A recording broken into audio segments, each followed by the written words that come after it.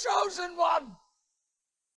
Welcome to The Chosen One. I am your host, Qui-Gon Din, and today we're going to be kind of breaking down the game of Shatterpoint to its simplest terms in terms of list type.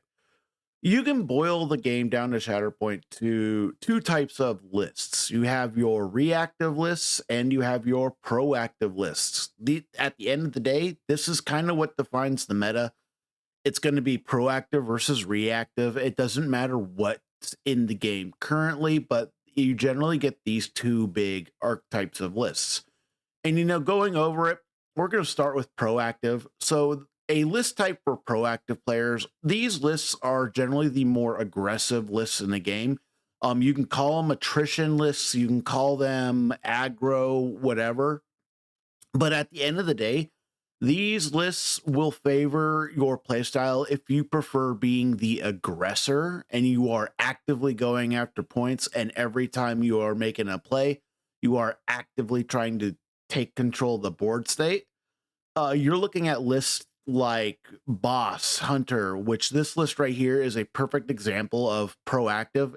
This list is not responding to what your opponent is doing. This list is, I'm going to be the aggressor. I'm going to be the one going off and taking the points as best as possible. And they generally have better output than the defensive lists. These lists favor out of activation mobility over anything else. Iden fits in this category. Darth Vader Jedi Hunter fits in this category. Grand Inquisitor Iden lists fit this category. If you are an aggressive player and you like playing on the offense and more fast, the proactive play style is going to be your big bread and butter. The big proactive list in the meta right now is the clone list. It has the most movement out of any list in the game right now, and it has the ability to score and to kind of rearrange its team very well with all the tactics that you get to bring. Hunter's moving people, Wolf is moving people, or, if you're playing Rex here, you got Fixer who moves people, Boss moves a ton of people. You got Rule 17 with 7 Scorch. Republic really plays more into the proactive list unless you are specifically playing like an Obi-Wan style strategy. Obi-Wan is the one list where it's mostly reactive, where you want to get on a point and you're going to try and hold the point, and you're going to be playing defensively, just playing the turtle game. Obi-Wan is about as reactive as you can get in a Republic shell, where you're not trying to go full aggro. You're trying to set up your board. Your board's generally not as fast as the more proactive lists. But the strengths of the proactive lists is these lists usually can play on more maps than any of the others. So you generally can go, I don't care what map it is, I'm going to be able to get to where I need to go if you are building your list in a min-max environment for playing the output game and playing the aggressive game. I'm not going to call it attrition or aggro. It is very much just the, you're the aggressor in all of your confrontations. And when it comes to the, the proactive versus proactive matchup, it gets interesting because those games tend to be a lot more killy, and there will be a lot more wounds on those games because both players are trying to do the same thing. They're both trying to play aggressively into each other, so you're gonna end up with more wounds. Where the game seriously differs in playstyle is if you are playing a reactive list. This is one of the better reactive lists in the game. You got Mando with Cassian. This list, instead of playing big point swings where you're going to try and take the entire board all at once, you're really pushing a lot of your proactive plays onto your supports. And then you are backing that up with reactives like revenge triggers and stuff that happens when you get shoved out of the way or, you get wounded. A lot of the reactive play styles are I'm gonna have my support do their big thing. You're gonna do something in my support. Hopefully my primaries get their triggers off and kind of keep points. These lists are more defensive in nature. but they can still play the attrition game, especially now with Andor. But these lists like to kind of turtle up on points. They generally do not score a ton right out the get-go. They kind of build up to their advantage, but their strengths come into the fact that these lists are generally a lot more resilient and really punish your player for just blindly wounding their stuff, meaning they can kind of keep their stuff alive a little bit longer, and your opponent has to really be mindful of when you get off your wounds. And that's because it puts a lot of work. The problem with the weakness to the reactive list is your opponent has to really play into your reactives for you to really start taking a huge advantage. If they don't play your game plan where they're not wounding you, that you can generally fall on the back front in the early game against a proactive list. I think the reactive lists lose a lot more struggle ones than the proactive lists, simply for the fact that they don't have the ability to match the movement of proactive lists.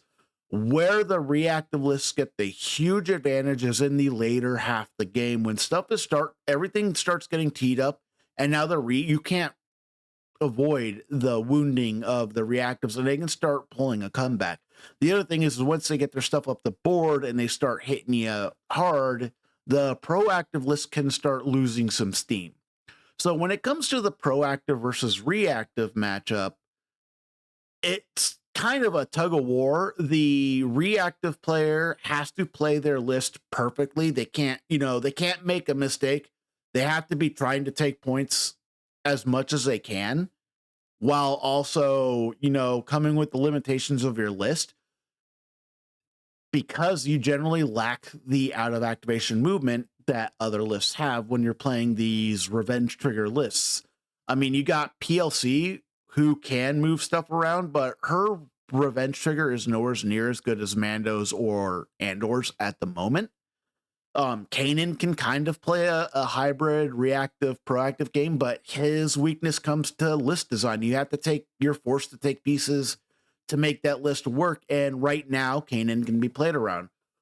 Reactive lists are very interesting. The match that gets really, really slow, and these matches will probably go into mission critical more than any other mission type, is going to be the reactive versus reactive list, because both lists are trying to play a little bit more consistent but slower game, and they're not going to wound each other, which means the game's going to progress a little bit more slowly. It's going to be less swingy compared to the proactive lists. Proactive lists have some of the best turn swings in Shatterpoint, but reactive lists have some of the best ability to circumvent those proactive swings. And it really comes down to your play style. You want to play proactive, there is a ton of ways of playing proactive. Republic clone lists are really effective at proactive plays. Kiata Mundi lists are very good at being proactive at, I'm going to go take a point from you. I'm going to have multi-point swings with your Jedi lists, doing your wounds with Kiata Mundi lists, your diceless displacement, so you can always take a point and play the game proactively to where you can get multi-point swings. Rebels really, really are great at the reactive game. They have more revenge triggers than any other tag, so they generally play the best reactive list, and this has always been the case. But things like Separatists, if you're playing Dooku, is another example of a reactive list. Dooku has a decent revenge trigger. This is why you saw him paired with Mother Talzin back in the day in the meta. That was the original reactive list, and Vader Grievous was the original proactive list. It's always come down to these type of play styles, whether you want the proactive or the reactive. And finding the strengths and weaknesses of each comes down to testing. And really, I recommend getting used to playing both list types and then play what you feel best comfortable with. But know that you are probably going to be playing either a reactive list or a proactive list in the game, and play that list to its strengths and make that playstyle choice that you really want. I do a little bit of both. In my Premier list, I have a proactive list and I have a reactive list, because at a big GT event, I like having the ability to change up my playstyle. If I do a full proactive Premier list, I'm now stuck in the proactive game the entire time. Sometimes having the ability to change the playstyle of your list in a Premier Showdown event can keep your brain fresh. It keeps you getting burnt out on playing the same type of list. You will not see me play like a full clone list with an Iden list as the backup list. Even if it is my favorite playstyle, it's too similar to each other that I can burn myself out at an event. I will always try to have a reactive list and a proactive list in my Premier list just to change things up. And this really works well for a 2x2. Now, when you're going anchor, that becomes down to you need to know your matchups and everything like that. Anchor is a whole nother discussion.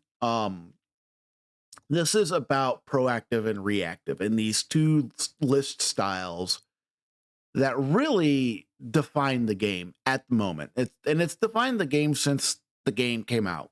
It's based on, strong supports, proactive lists versus reactive. Last Adepticon, the world was defined by the reactive playstyle against the proactive playstyle, and the proactive playstyle came out on top. Will that happen at this year's Adepticon, the upcoming Adepticon?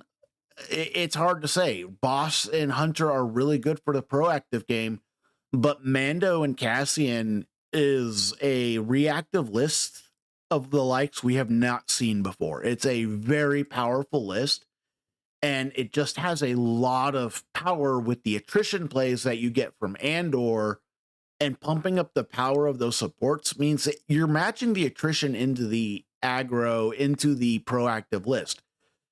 And right now, I would put my money that the Andor Mando list has an advantage over the boss list right now. It can change, but these are going to be the two kind of strategies going into Adepticon that you kind of need to focus on. That you're going to see these two lists in this game. You could see some variants, but it's going to be proactive and really strong reactive. You got to get used to those playstyles. Those are the current playstyles that the game lives and dies by. And play whatever you're comfortable with. Are you a proactive player? Are you a reactive player? Let me know. Thank you for watching this episode of The Chosen One.